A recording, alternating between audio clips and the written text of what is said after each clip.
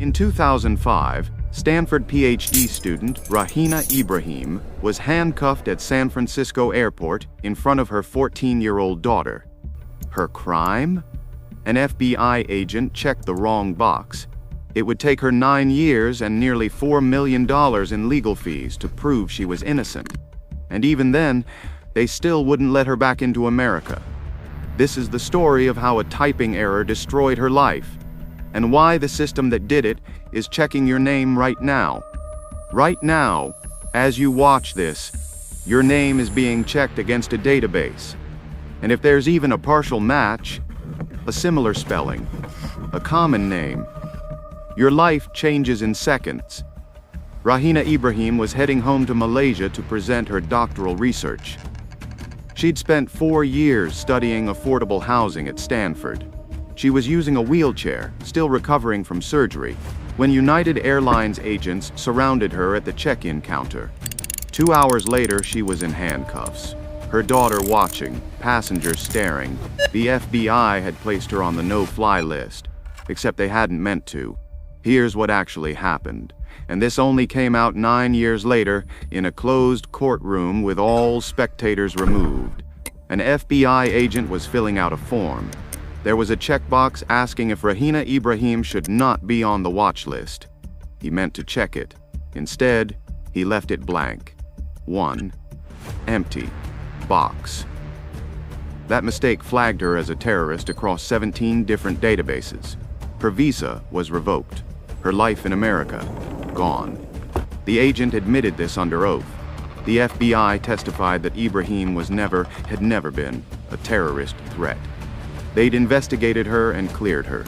The checkbox was just a mistake. But here's the part that should terrify you. Even after the government admitted she was innocent, even after winning her case, Ibrahim still can't enter the United States. They won't say why. Secret evidence, they claim. Evidence so secret even her lawyers can't see it. Ibrahim became the first person to ever successfully challenge the no-fly list in court. The first ever. 81,000 people are on that list right now. Only about 1,000 are American citizens. The rest are people like Ibrahim, foreign nationals whose lives can be destroyed without explanation.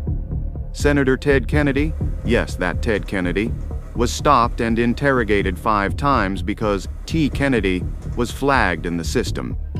It took the direct intervention of Homeland Security to get a U.S. senator off the list. If it takes that much power to fix a mistake, what chance do you have? The system doesn't list individuals. It lists names. Asif Iqbal shares his name with a former Guantanamo detainee. Every time he flies, he's detained. Hours of questioning, missed flights, lost jobs. The actual detainee? He's been free for years, but every Asif Iqbal in the world is still paying for his name. He's not alone. In just 1 year, 30,000 people contacted TSA trying to get their names removed. 30,000 false positives, and those are just the ones who figured out why they couldn't fly. Most people never know they're on the list until they try to board a plane. There's no notification, no warning. You find out when security surrounds you at the gate. The redress process? It's a website that leads to a form that leads to nothing. You can't know why you're on the list. You can't see the evidence against you. You can't face your accuser because your accuser is an algorithm. Rahina Ibrahim's daughter was born in America, an American citizen. But when she tried to fly back to testify at her mother's trial, she was blocked. They put her on the list too. Her crime? Being Ibrahim's daughter.